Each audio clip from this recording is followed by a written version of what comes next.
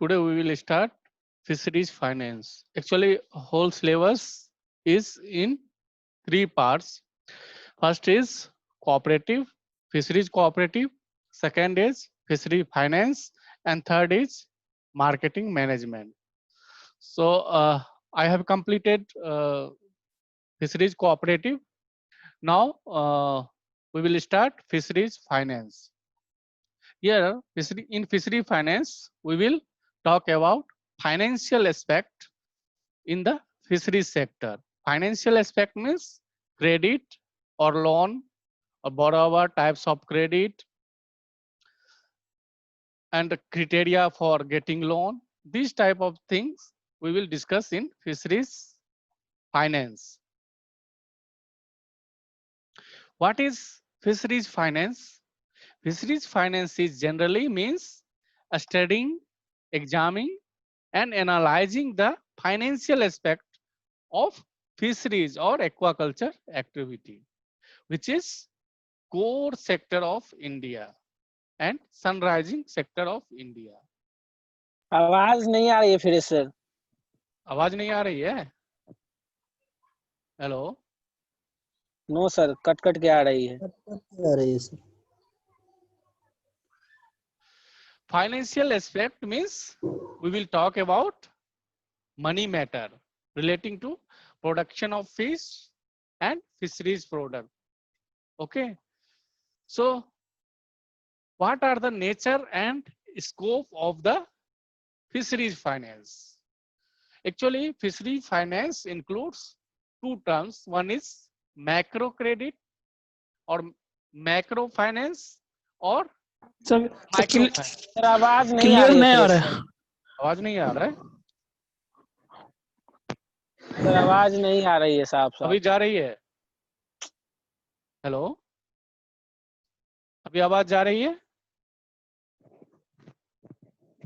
Cut cut के आ रही है सर। कट क्या है?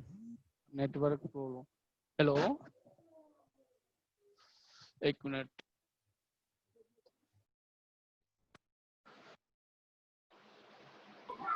आवाज नहीं आ रही है सर। अभी आ रही है?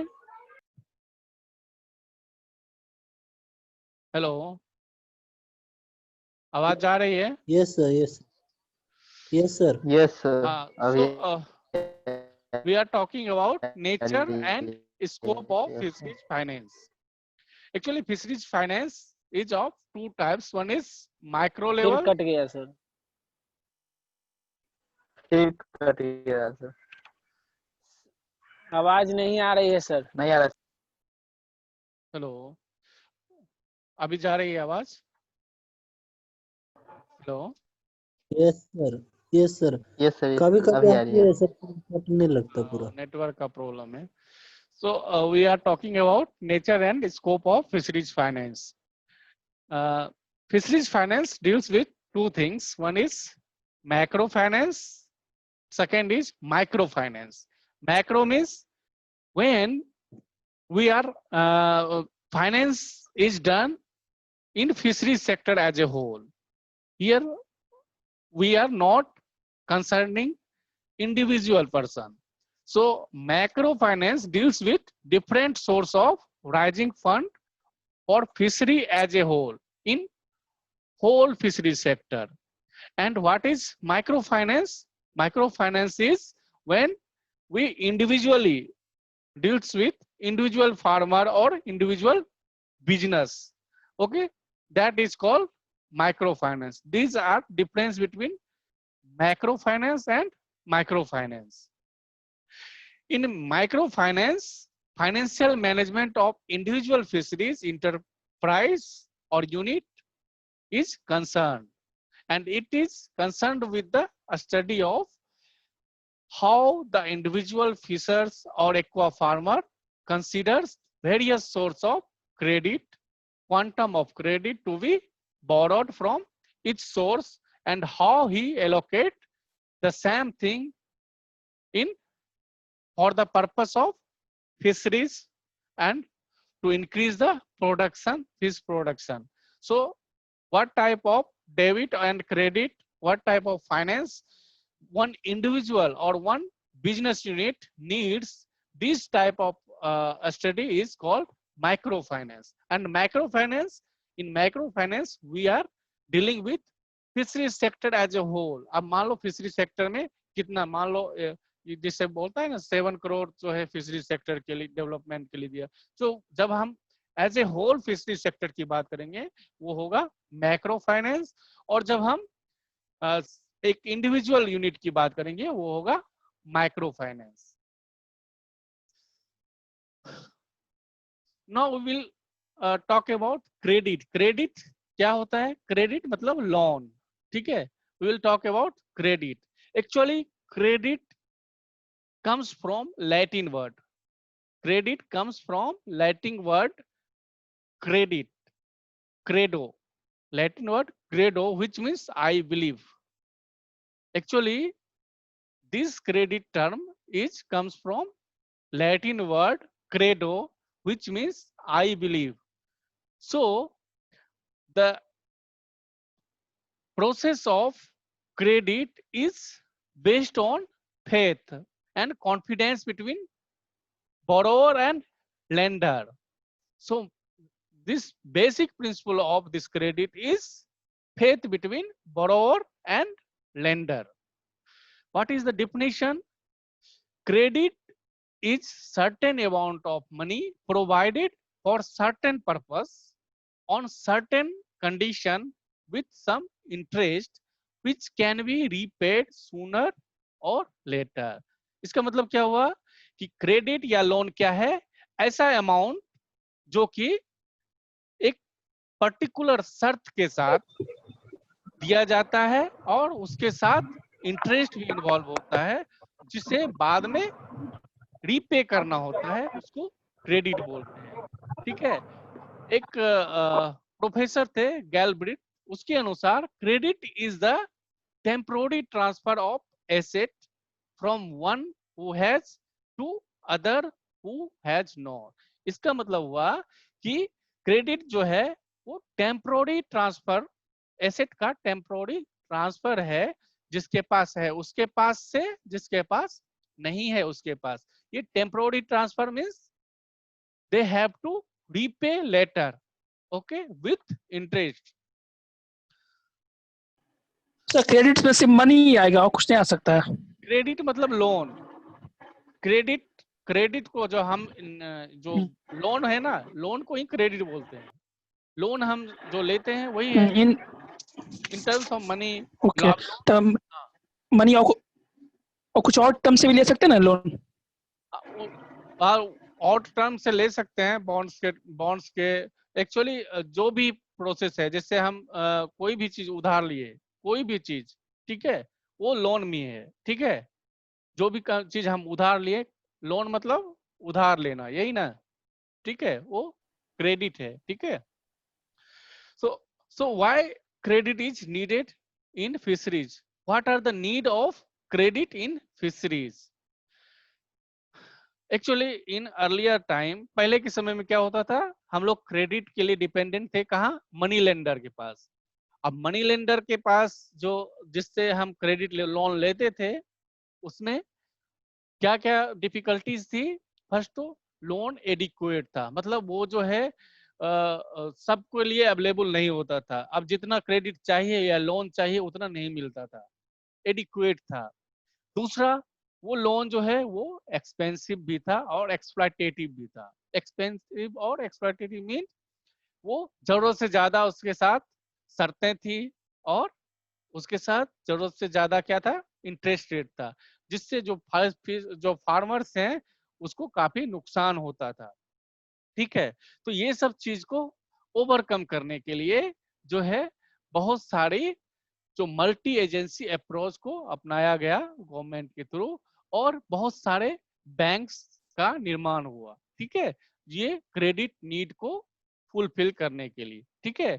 कुछ बैंक कॉमर्शियल बैंक, दूसरा बैंक आरआरबी मतलब रूरल रीजनल बैंक, ठीक है, इस और कोऑपरेटिव बैंक, इन सारे बैंकों का जो क्या हुआ, स्थापना हुआ। जो डिफिकल्टीज हो रही थी मनी लेंडर से हमको क्रेडिट प्राप्त करने में, उसको ओवरकम करने के लिए। ठीक है, तो अब जो है, अब क्वेश्चन ये है, हमको जो क्रेडिट है या लोन है या फाइनेंस है वो फिशरीज में किस लिए चाहिए, क्यों चाहिए? तो पहला है कि when we want to buy inputs means, अब मान लो हमको क्राफ्ट खरीदना है, गियर खरीदना है, इम्प्लीमेंट्स खरीदना है, सीड्स खरीदना है, फर्टिलाइजर खरीदना है, या और दूसरे चीज जो भी खरीदना है इनपुट्स, उसके लिए हमको पैसा चाहिए। वो पैसा कहाँ से आएगा? उसके लिए हमें फाइनेंस नीड चाहिए, वो हमें क्रेडिट लेना पड़ेगा। ठीक है, दूसरा है, और किसके लिए चाहिए पैसा, फाइनेंस की और क्या जरूरत है, रिक्वायरमेंट क्या है? Supporting their family in those year when landing या crop have not been good. अब मान लो कुछ अनफॉर्चून के टाइम में, अब मान लो कोई जो है बाढ़ आ गया कहीं पे, तो क्या हुआ, उसका मछली का बिजनेस तो ठप हो गया। तो अब उस टाइम के लिए, अब वो फिश फार्मर है, उसके पास और दूसरा कोई साधन नहीं, उस टाइम में उसके फैमिली के सपोर्ट के लिए भी क्रेडिट चाहिए उसको, जो फाइनेंशियल सपोर्ट चाहिए उसके लिए भी क्रेडिट का जरूरत पड़ता है। तीसरा, बाइंग एडिशनल। अब मान लो हम बिजनेस को एक्सपेंड करना चाहते हैं, पहले हमारे पास एक नाव थी, अब हम 2 नाव खरीदना चाहते हैं। ठीक है, चाहे हमारे पास पहले 1 एकड़ जमीन थी जिसमें हम मछली पालन करते थे, अब हम उसको 2 एकड़ करना चाहते हैं। तो जब हम एक्सपेंड करना चाहेंगे बिजनेस को, उसमें भी फाइनेंशियल रिक्वायरमेंट होगा। चौथा है इंक्रीजिंग फिशिंग एफिशिएंसी। अब फिशिंग एफिशिएंसी इंक्रीज करने के लिए हमें क्या करना है? मॉडर्न टाइप का जो इनपुट्स यूज करना है, जो मोटर्स यूज करना है, मैकेनाइजेशन करना है।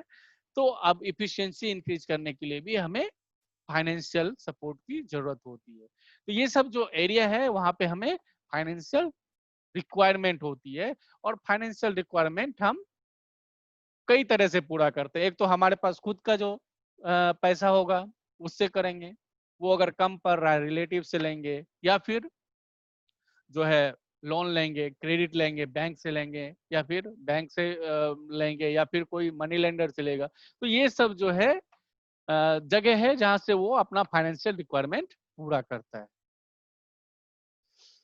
अब जो है, अब हम लोन जो है वो डिफरेंट टाइप्स का होता है, उसको हम लोन को कैसे क्लासिफाई कर सकते हैं? ठीक है, different types of loan. First is based on time. Time के आधार पे हम लोन कितने प्रकार के होते हैं उसके पहली बात करेंगे हम कि based on time how much type of loan is there. 3 types of loan there. First is short term loan, second is medium term loan, third is long term loan. अब नाम से ही पता है, short term loan means these loan are to be repaid within the period of 6 to 8 months।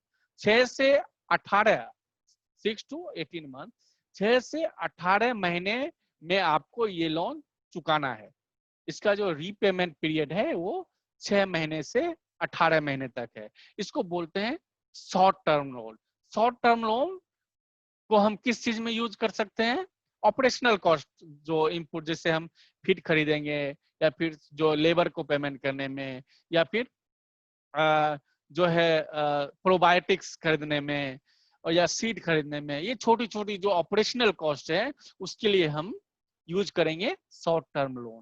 दूसरा type है based on time medium term loan. Medium term, अब देखो ये बीच का लोन है, मतलब मीडियम टर्म मीन्स यहाँ जो रीपेमेंट पीरियड है वो 18 मंथ टू 5 इयर्स।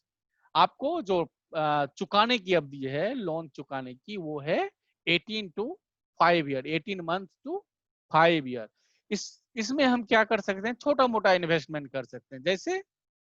जैसे अब हमको जो है इलेक्ट्रिक मोटर लगाना है, एरेटर लगाना है, ये छोटा छोटा जो इन्वेस्टमेंट है वो हम मीडियम टर्म के अंतर्गत आता है। ठीक है, और लास्ट है long term loan. Long term loan means इसमें नाम से ही पता है ये ज्यादा समय के लिए दिया जाता है, 5 वर्ष से जनरली 20 वर्ष के लिए, और कभी कभी उससे भी ज्यादा के लिए। अब जैसे इस लोन के अंतर्गत क्या क्या आता है, जैसे हमको ट्रैक्टर खरीदना है या फिर फार्म बिल्डिंग बनाना है, फिर फार्म बनाए वहां पे फार्म बिल्डिंग बनाना है, ये बड़े बड़े जो इन्वेस्टमेंट हैं उसके लिए जो हमें लोन की जरूरत होती है वो हम जो अगर लेते हैं तो वो लॉन्ग टर्म लोन के अंतर्गत आता है। ये था बेस्ड ऑन टाइम, टाइम के आधार पे लोन 3 प्रकार के होते हैं, short term loan, medium term loan और लॉन्ग टर्म लोन। ठीक है, अब दूसरा बेसिस ऑफ क्लासिफिकेशन है बेस्ड ऑन पर्पस। अब आपको लोन किस चीज के लिए चाहिए उसके आधार पे लोन 4 प्रकार के होते हैं। कौन कौन होते हैं? First is production loan. Production loan means इसको क्रॉप लोन भी कहते हैं और इसको सीजनल एक्वाकल्चर ऑपरेशन लोन भी कहते हैं। ठीक है, ये लोन क्या है? ये लोन जो है प्रोडक्शन पर्पस के लिए दिया जाता है। अब मान लो आपको प्रोड्यूस करना है फिश प्रोडक्शन, उसके लिए ऑपरेशनल कॉस्ट है, उसके लिए आपको जो लोन चाहिए उसको बोलते हैं प्रोडक्शन लोन। और इसका रीपेमेंट जो है अवधि होता है 6 से 18 महीने। ठीक है, 6 मंथ टू 18 मंथ। दूसरा लोन है, दूसरा टाइप ऑफ लोन है based on purpose, investment loan. Investment loan क्या है? इसमें हम इन्वेस्टमेंट करते हैं छोटा, इसका जो छोटा छोटा इन्वेस्टमेंट, जैसे अब हमको जो है एरेटर खरीदना है, पंप सेट खरीदना है, तो ये सब जो छोटा छोटा जो इनपुट में हम इन्वेस्ट करेंगे उसको बोलते हैं इन्वेस्टमेंट लोन। ठीक है, ये इन्वेस्टमेंट पर्पस के लिए दिया जाता है। और तीसरा टाइप ऑफ लोन है मार्केटिंग लोन। मार्केटिंग लोन जो है वो दिया जाता है to overcome the problem of distress selling. और डिस्ट्रेस सेलिंग क्या है? अब मान लो कहीं पे गांव में देखा होगा, जैसे ही फसल कटा उसको बेच दिया। क्यों बेच देता है कम भाव में भी? क्योंकि उसका फाइनेंशियल रिक्वायरमेंट जो उसको चाहिए, अब किसी से वो लोन लेके अब खेती किया है उसको लौटाना पड़ेगा, तो वो फाइनेंशियल रिक्वायरमेंट को पूरा करने के लिए वो कम दाम में ही बेच देता है, फार्म में ही जो उसको हार्वेस्ट करके फसल को बेच देता है। इसको बोलते हैं डिस्ट्रेस सेलिंग। डिस्ट्रेस सेलिंग को रोकने के लिए मार्केटिंग लोन का प्रावधान है। इसके अंदर क्या क्या करते हैं? आप जो है जो आपका प्रोड्यूस है हार्वेस्ट करने के बाद वो आप किसी वेयर हाउस में रखिए, वेयर हाउस का रिसिप्ट आप बैंक में देंगे, तो जितना का आपका जो प्रोड्यूस है, जो आपका सामान है, उसका 75% वो लोन एडवांस करेगा बैंक। इसको बोलते हैं मार्केटिंग लोन। और लास्ट टाइप लोन जो है इसमें बेस्ड ऑन पर्पस में कंजम्पशन लोन। कंजम्पशन लोन क्या है? वही हमने बताया, जब मान लो आपको फैमिली के सपोर्ट के लिए, मान लो कोई आपदा आ गया, उस टाइप का कुछ हो गया कि आपका जो फसल अच्छा नहीं हुआ, तो उस टाइप में जो है उस टाइम में आपको जो फैमिली को सपोर्ट करने के लिए जो लोन दिया जाता है वो कंजम्पशन लोन कहते हैं। और कंजम्पशन लोन जो है ये बहुत कॉमन नहीं है, ये डिफरेंट एक स्पेशल कंडीशन में ही और स्पेशल एरिया में ही दिया जाता है, जो कि जहाँ की कोई जो है आपदा आया हो वहीं पे देता है। ये है कंजम्पशन लोन। तो based on purpose there are 4 types of loan. One is first is production loan, investment loan, marketing loan and last one consumption loan. ठीक है, अब बेस्ड ऑन सिक्योरिटी। सिक्योरिटी मतलब अब हम जो लोन लेते हैं उसके लिए हम अपना कुछ सिक्योरिटी रखते हैं ना, एज ए सिक्योरिटी। कोई जमीन रखता है, कोई गहना रखता है, कोई जो है बॉन्ड का पेपर रखता है। तो वो बेस्ड ऑन सिक्योरिटी जो है वो लोन 2 प्रकार के होते हैं, एक सिक्योर लोन और दूसरा unsecure loan. Secure loan means जहां पे आपको कोई जो लोन लेने के बदले कोई सिक्योरिटी के लिए कुछ आपको रखना पड़ेगा। कोई जमीन रखेगा, कोई जो है जेवर रखेगा, कोई अपना कागज रखेगा। तो ये इस चीज को रखने की जो जरूरत पड़ती है उसको बोलते हैं सिक्योर लोन। और जहां ये सब चीज रखने की जरूरत नहीं पड़ती उसको बोलते हैं अनसिक्योर लोन। अब सिक्योर लोन में भी डिफरेंट टाइप्स है। अब कौन कौन सा टाइप्स है? पहला है पर्सनल सिक्योरिटी। पर्सनल सिक्योरिटी में आपको जो बोरोवर है जो लोन ले रहा है उसको सिर्फ अपना प्रोमिसरी नोट में आपको देना पड़ता है कि हम इतना लोन ले रहे हैं, ये है कंडीशन है, वो खुद से करके हो जाता है। मतलब इसमें थर्ड पार्टी जो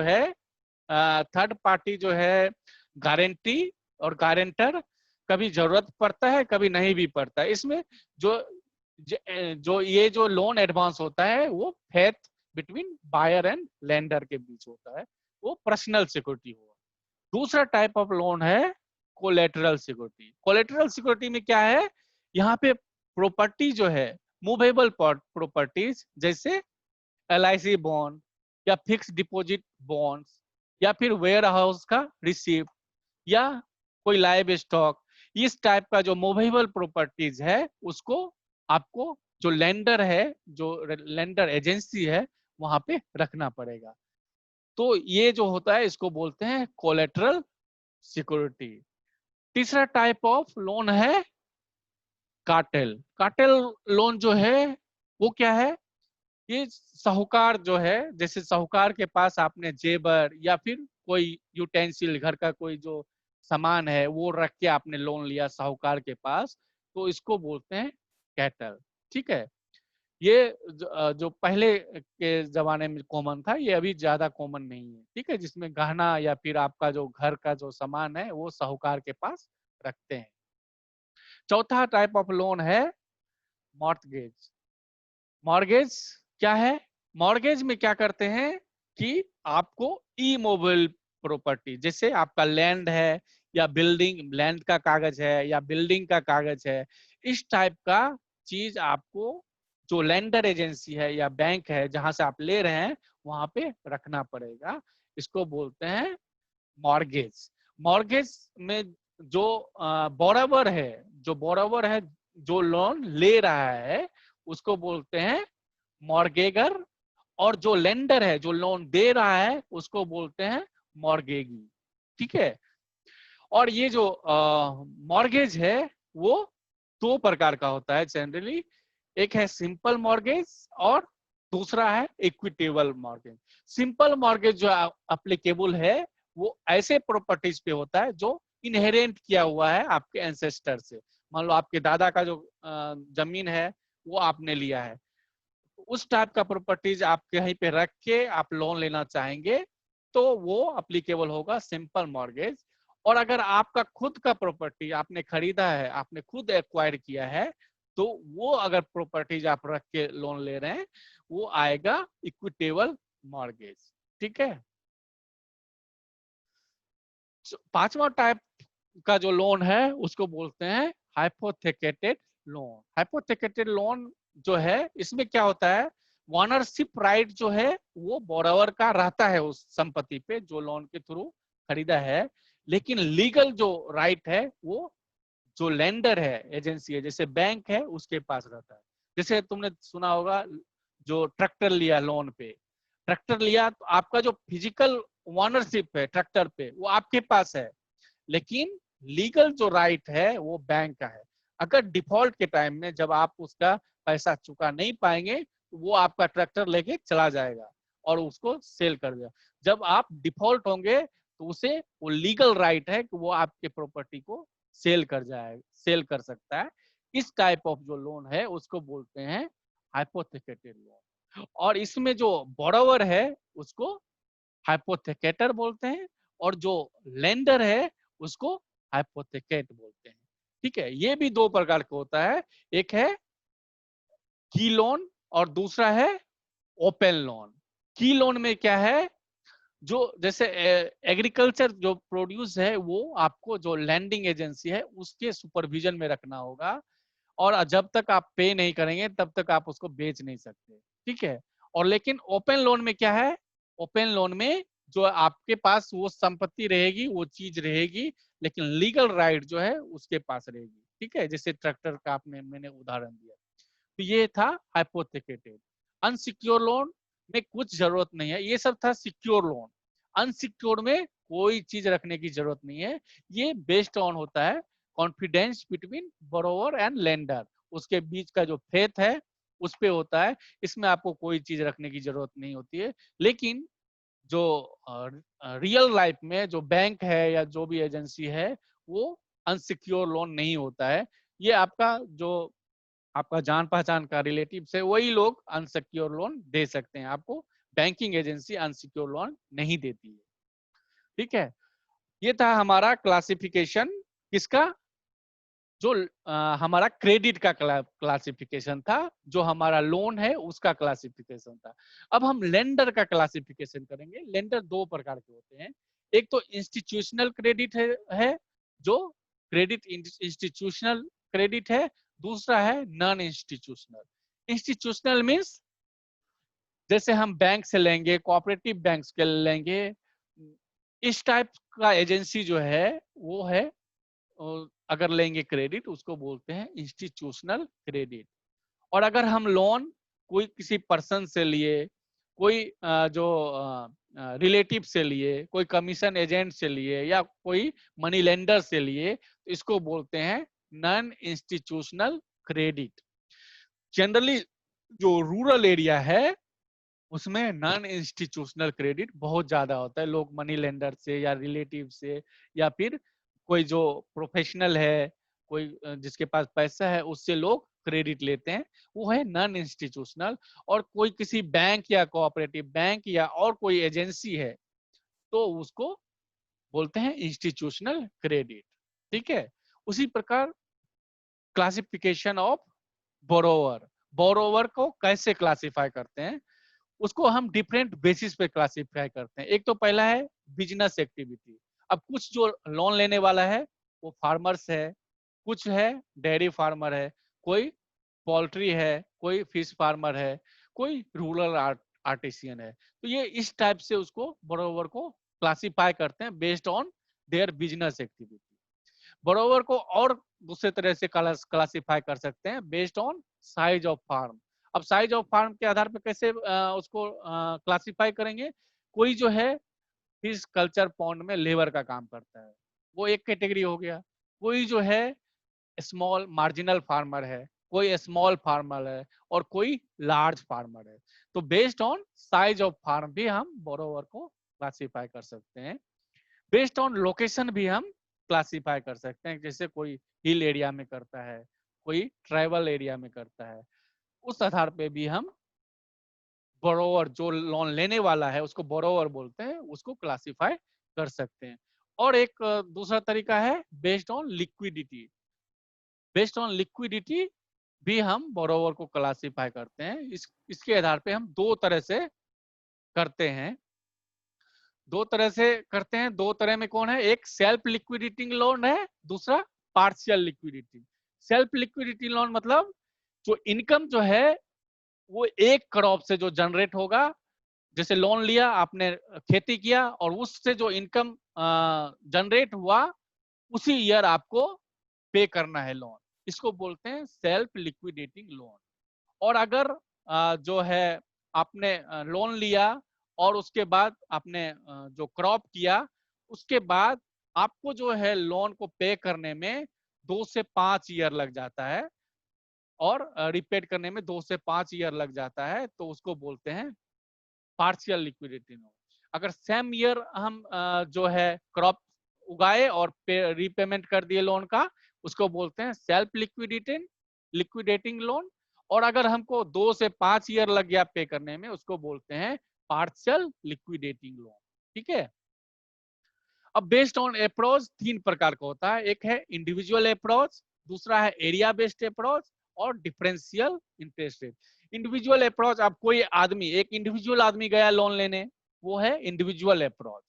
दूसरा है एरिया बेस्ड अप्रोच, कोई एरिया है जो, इसमें एरिया स्पेसिफिक भी लोन होता है। अब मान लो कहीं पे डिसएडवांटेज है, कुछ भी है, तो एरिया स्पेसिफिक भी लोन है। पर्टिकुलर एरिया के लिए कुछ पर्टिकुलर स्पेसिफिक जो है टर्म एंड कंडीशन होता है, तो एरिया बेस्ड अप्रोच भी है लोन के लिए। और जो लास्ट है डिफरेंशियल इंटरेस्ट रेट, DIR, इसके अंदर जो है वीकर सेक्शन जो है, वीकर सेक्शन ऑफ पॉपुलेशन को 4% पर एनम के ब्याज दर पे लोन मिलता है। ये एक स्पेशल कंडीशन है। तो ये बेस्ड ऑन अप्रोच के 3 तरह से है, एक है individual approach, area based approach, और डिफरेंशियल इंटरेस्ट रेट। और based on contact direct loan, या आप डायरेक्ट जो है बैंक से लोन ले, या फिर आप कोई फंडिंग एजेंसी से लोन ले। डायरेक्ट अगर लोन लेंगे तो वो डायरेक्ट लोन हुआ, और अगर इनडायरेक्ट रूप से लेंगे, किसी फंडिंग एजेंसी से लेंगे या फिर मान लो कोई कोऑपरेटिव के थ्रू गया, कोई सेल्फ हेल्प ग्रुप के थ्रू गया, तो उसको बोलेंगे इनडायरेक्ट लोन। ठीक है, इसमें किसी को कोई प्रॉब्लम है बताओ। हेलो,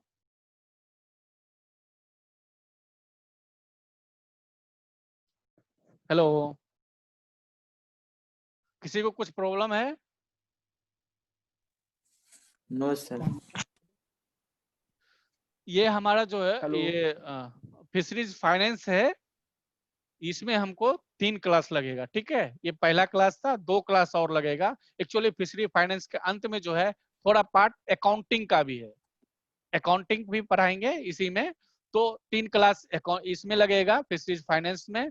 उसके बाद जो बचेगा मार्केटिंग मैनेजमेंट। मार्केटिंग का पार्ट हमने बहुत कुछ पिछले जो सेमेस्टर में थोड़ा बहुत हम डिस्कस किए हैं, उसमें भी 3-4 क्लास, चार क्लास मैक्सिमम लगेगा, 4-5 क्लास। उसके बाद आपका सिलेबस कंप्लीट हो जाएगा। ठीक है, इसमें 3 क्लास लगेगा, 1 क्लास हमने लिया, 2 क्लास और लेंगे, और उसमें 4-5 क्लास लगेगा। उसके बाद मार्केटिंग मैनेजमेंट भी हो जाएगा। ठीक है, और किसी को कोई प्रॉब्लम हो तो पूछो।